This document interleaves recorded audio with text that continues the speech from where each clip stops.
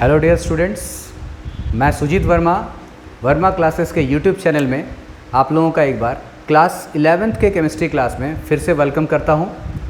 और I hope कि आपने हमारा पिछला वीडियो देखा होगा। और मैंने आपको कहा था पिछले दिन कि अगर आपको मंजिलें बड़ी बनानी है, बड़ी मंजिलें बनानी है, ऊंचे इमारत बनानी है, तो बेस पे ध्यान देना बहुत ज़रूरी है। और उसी बेस को लेकर के मैं आपके सामने एक बार फिर से आ गया हूँ। पिछले दिन हमने बातें की थी कि केमिस्ट्री क्या है, केमिस्ट्री के ब्रांचेस कौन कौन से हैं और उसके यूजेस कहाँ कहाँ पर हैं। तो आज हम लोग पढ़ने वाले हैं कि केमिस्ट्री के अंदर जिस चीज़ की हमें स्टडी करनी है, मैटर, आज हम उसके बारे में आपसे बात करने वाले हैं और उसके कुछ क्लासिफिकेशंस के बारे में भी आपसे बातें होंगी। चलिए स्टार्ट करते हैं। जैसा कि मैंने आपको पिछले वीडियो लेक्चर में कहा था कि यूनिवर्स में सिर्फ दो ही चीज़ें हैं, एक तो मैटर जो कि आप लिखा हुआ दिख रहे हैं, और फिर से मैं बताता हूँ, यूनिवर्स में सिर्फ दो ही चीज़ें हैं, एक तो मैटर है और दूसरी चीज़ जो है वो है एनर्जी। तो एनर्जी के बारे में तो हमें पढ़ाई नहीं करनी है, it can neither be created nor be destroyed, मैंने आपको कहा था। मैटर के बारे में हमें पढ़ाई करनी है, तो मैं आपके लिए यहाँ एक फ्लो चार्ट टाइप का बनाऊँगा कि मैटर के अंदर कौन कौन सी चीज़ें आती हैं। तो मैटर जो है इसको मैं क्लासीफाई कर रहा हूँ दो तरह की चीज़ों में। एक मैं कह रहा हूँ फिजिकल क्लासिफिकेशन और दूसरी तरफ मैं कह रहा हूँ केमिकल क्लासिफिकेशन। फिजिकल क्लासिफिकेशन में मैं कह रहा हूँ कि तीन चीज़ें हैं, सॉलिड, लिक्विड एंड गैस। मतलब मैटर का जो फिजिकल क्लासिफिकेशन है उसके अंदर आएगा सॉलिड, लिक्विड एंड गैस। और आज का हमारा वीडियो सॉलिड, लिक्विड और गैस के बेसिक चीज़ों के बारे में ही होने जा रहा है। ठीक है, केमिकल क्लासिफिकेशन की तरफ चलते हैं। तो केमिकल क्लासिफिकेशन में हमारे पास आ रहा है प्योर सब्सटेंस और दूसरी तरफ हमारे पास आ रहा है मिक्सचर। अब इसके बारे में बातें होंगी, प्योर सब्सटेंस क्या है, मिक्सचर क्या है। आई होप कि आप ये सब चीज़ें पहले से भी जानते होंगे, लेकिन मैं फिर भी आपको जो बताऊंगा आपको और डिटेल में क्लियर करूंगा चीज़ों को। प्योर सब्सटेंस के अंदर आता है elements and compounds, elements and compounds. Okay, elements के अंदर आ रहा है हमारा metal, non metal and metalloids. ठीक है, सब पे बातें होंगी बारी बारी से। अभी मैं आपको बता रहा हूं, बस जस्ट एक ग्राफ टाइप का बना रहा हूं जो आपको बताऊं किसके अंदर क्या आता है, फिर मैं सब पे बारी बारी से बातें करूंगा। आज का हमारा टॉपिक होगा फिजिकल क्लासिफिकेशन, सॉलिड, लिक्विड और गैस के बारे में। फिर अगले क्लास में मिलेंगे तो केमिकल क्लासिफिकेशन में बातें होंगी। ऐसे ही करते रहेंगे पढ़ाई हम लोग आराम से, एकदम क्लियर डिटेल में। कंपाउंड्स के अंदर हमारे पास आ रहा है organic compound and inorganic compound. और मिक्सचर के अंदर हमारे पास आ रहा है एक तो होमोजीनियस और दूसरा हमारे पास आ रहा है हेट्रोजीनियस। Homogeneous and heterogeneous. मैं आपको बताना चाहूँगा कि ये जो मैंने आपको भी यहाँ पे बताया है, ये मैंने मैटर को जस्ट क्लासीफाई किया है, फिजिकल और केमिकल क्लासिफिकेशन किया है। तो फिजिकल क्लासिफिकेशन के अंदर में solid, liquid, gas. Chemical classification के अंदर में pure substance and mixture. Pure substance के अंदर में आते हैं एलिमेंट्स एंड कंपाउंड्स। एलिमेंट्स कौन होंगे? Metal, non metal, metalloids. Compounds कौन होंगे? ऑर्गेनिक और इनऑर्गेनिक टाइप के। और मिक्सचर के अंदर मैं लिखा है होमोजीनियस और हेट्रोजीनियस। अब हमें बातें करनी है कि सॉलिड, लिक्विड और गैस की जो बेसिक्स डील है वो हम आपके साथ करने वाले हैं, लेकिन उससे पहले आपको ये नोट करना चाहिए। तो आप इसको फटाफट नोट कीजिए।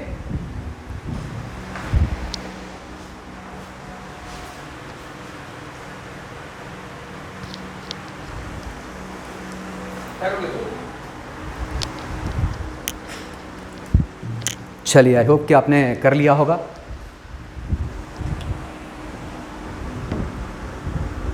मैं हटा दूं?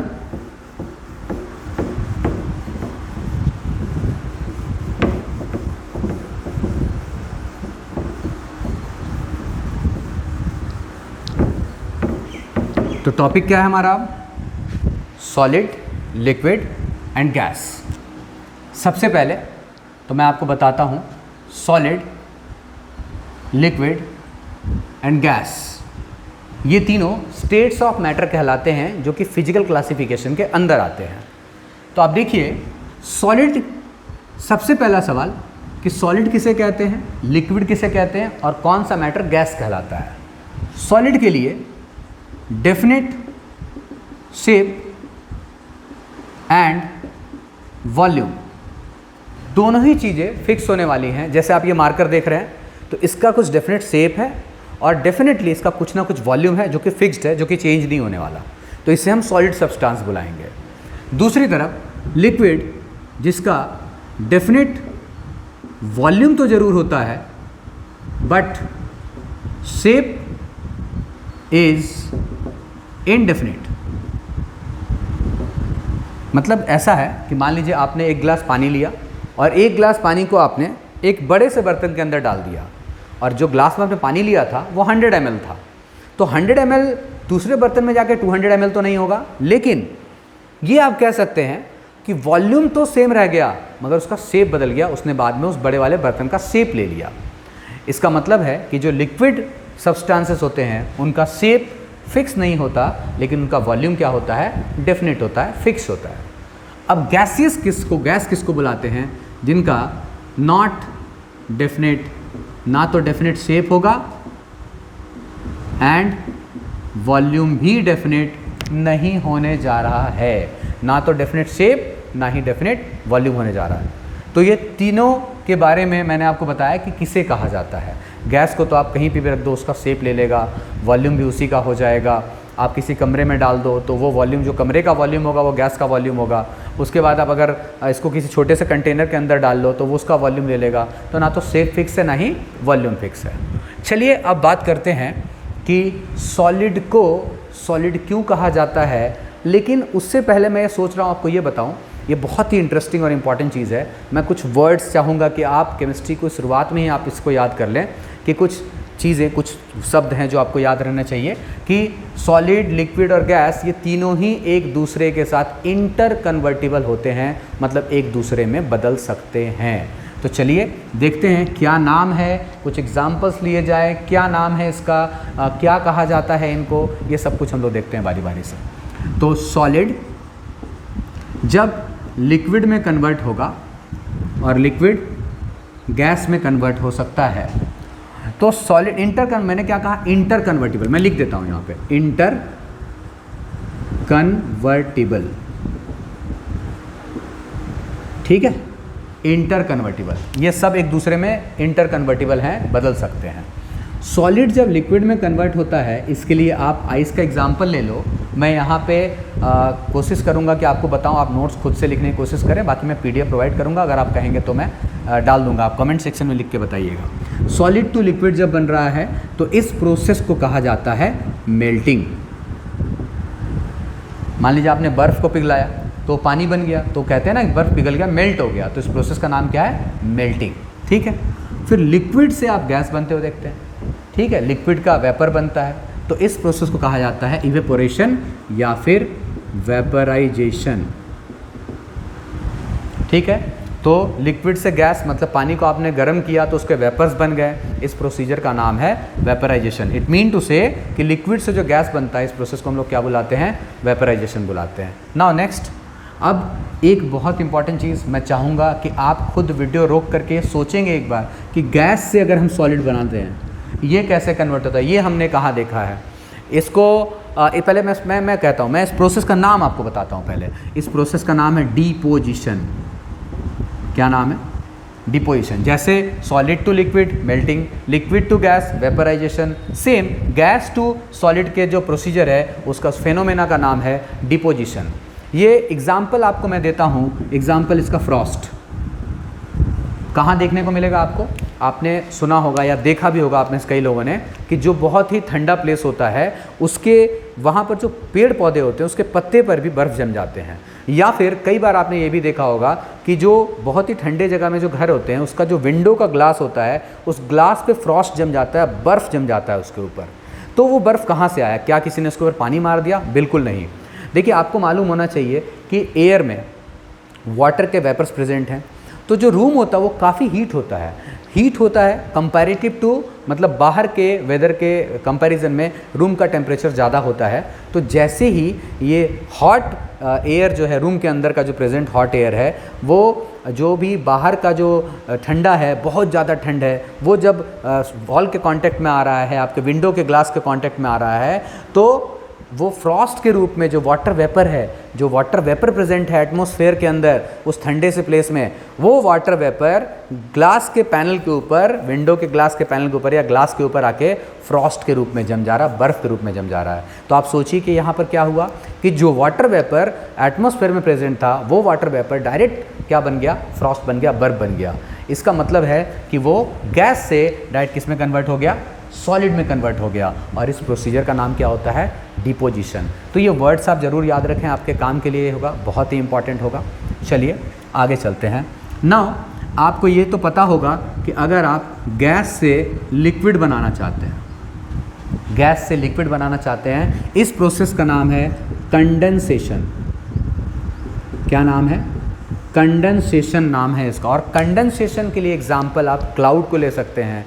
क्लाउड जो है गैस है, उससे बारिश होती है तो वो लिक्विड में कन्वर्ट होता है। या फिर एक घर वाला एग्जांपल ले लीजिए, आपके घर में चावल बनता होगा जिस भी बर्तन के अंदर, जब आप उस पर ढक्कन रख देते हो उसके ऊपर से, पानी के ऊपर, तो क्या होता है, कुछ देर बाद आप देखते हो ढक्कन उठाते हो तो नीचे में उसके पानी के लेयर्स लगे होते हैं। ये पानी का लेयर्स कहाँ से आया, ये जो वेपर ऊपर गया था ना, वेपर वापस वाटर में कन्वर्ट हुआ, जिस प्रोसेस को कंडेंसेशन कहा जाता है, कि गैस से लिक्विड बन रहा है। तो उस प्रोसेस का क्या नाम हो गया, कंडेंसेशन। लिक्विड से सॉलिड, बहुत ही आसान है। गर्मी का दिन है, कई लोग फ्रिज में बर्फ़ जमा रहे होंगे, और इस प्रोसेस का नाम क्या होता है, फ्रीजिंग। मतलब जब आप लिक्विड से सॉलिड बनाते हो, लिक्विड से सॉलिड, पानी को आपने लिया, फ्रिज में डाला, फ्रिज में जम गया, तो इस प्रोसेस का नाम होता है फ्रीजिंग। तो अभी हमारे पास आ गया कि सॉलिड क्या है, लिक्विड क्या है, गैस क्या है। मैंने आपको बताया कि ये इंटर कन्वर्टिबल होते हैं। हर एक प्रोसेस का नाम मैंने आपको बताया कि मेल्टिंग कौन है, वेपराइजेशन कौन है, डिपोजिशन किसे कहते हैं, what is condensation, what is freezing, ये सब कुछ मैंने आपको बताया कि क्या कहा जाता है। अब जो हमारा अगला टॉपिक है वो ये है कि why solid is a solid, क्या ऐसा है जो सॉलिड के अंदर दिखाई देगा, समझ में आएगा। तो पहले आप इसको नोट कीजिए, आगे देखते हैं।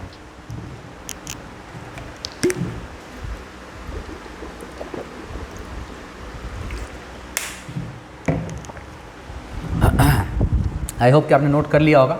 आगे चलते हैं, हटा दूँ मैं, स्क्रीनशॉट ले लिया कीजिए, उसके बाद आप नोट कर लीजिए और साथ साथ नोट्स बनाइए।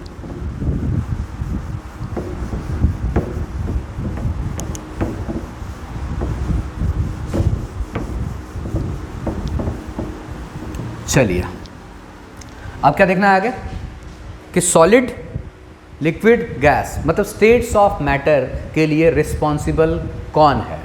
चलिए देखते हैं। देखिए ये मैं जो बना रहा हूँ ये है सॉलिड, और ये है सॉलिड के पार्टिकल्स जो कि एक दूसरे के साथ अटैच्ड दिखाई दे रहे हैं। अभी मैं बना रहा हूँ यहाँ पे लिक्विड, जिसके पार्टिकल्स एक दूसरे से थोड़ी थोड़ी दूरी पे नज़र आ रहे हैं।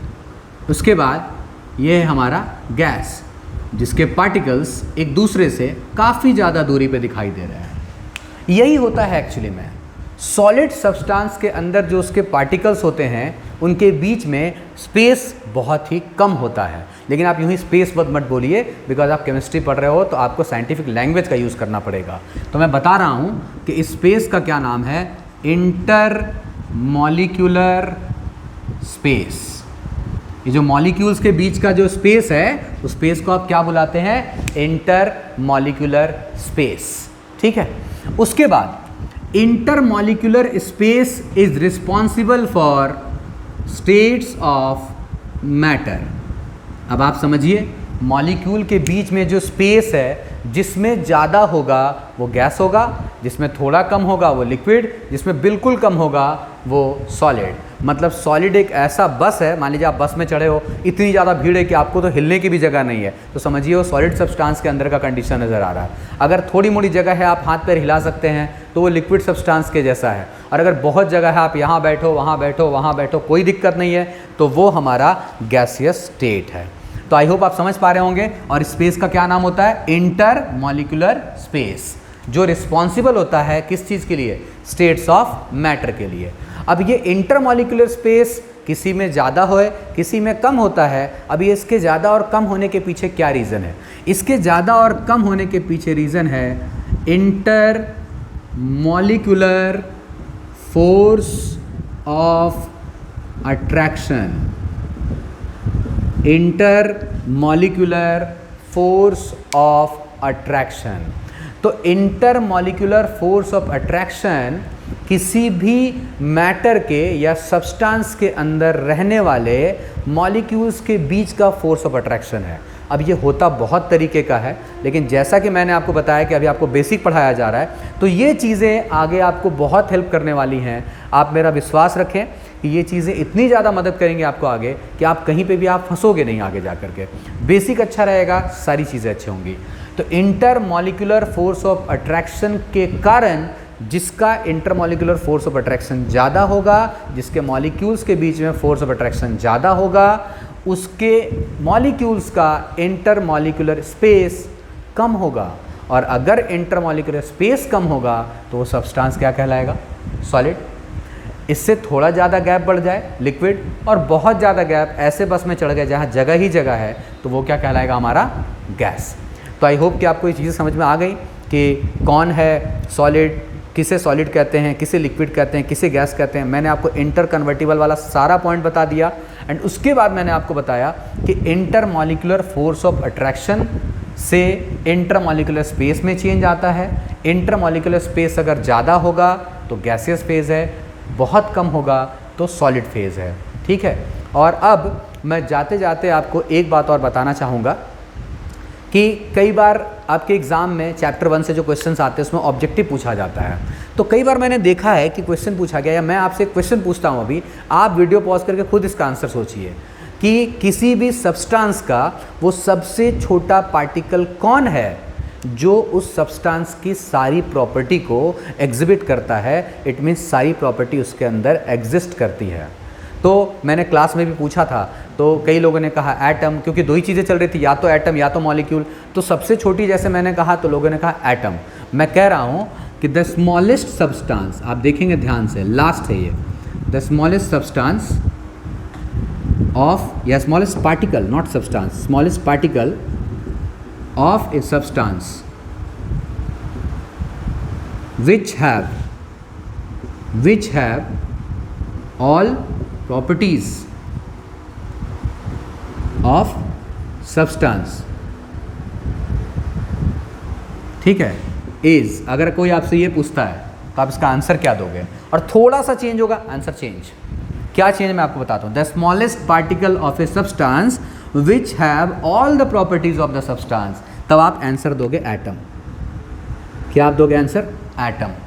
एटम बोलोगे। लेकिन अगर इसी में ऐड कर दिया, एटम इसमें थोड़ा सा ऐड कर दिया, properties of substance exist in free state, जैसे फ्री स्टेट का मतलब इंडिपेंडेंट, तो उस केस में जो आपका आंसर होगा वो होगा मॉलिक्यूल। ये डिफरेंस आप समझ पा रहे हैं क्या? सबसे छोटा पार्टिकल किसी भी सब्सटेंस का जिसके अंदर उसकी सारी प्रॉपर्टी होगी वो एटम है।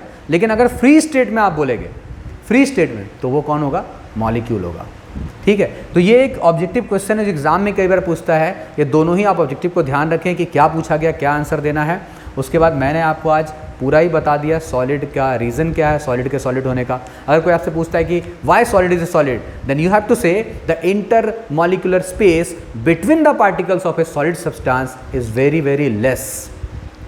देन पूछता है why, The reason behind this is intermolecular force of attraction between the particles of the substance. तो intermolecular force of attraction अगर ज़्यादा होगा तो intermolecular space बहुत कम होगा, और भीड़ वाला बस तो आपको याद रहेगा ही। ठीक है, ओके। तो अब हम लोग मिलेंगे अगले क्लास में मैटर के केमिकल क्लासिफिकेशन के साथ। मैंने आपको आज फिजिकल क्लासिफिकेशन बताया। आई होप कि आपको ये वीडियो पसंद आएगा। अगर आपको वीडियो पसंद आता है तो वीडियो को लाइक ज़रूर करें, अपने दोस्तों के साथ शेयर करें और चैनल को सब्सक्राइब करना ना भूलें। Thank you.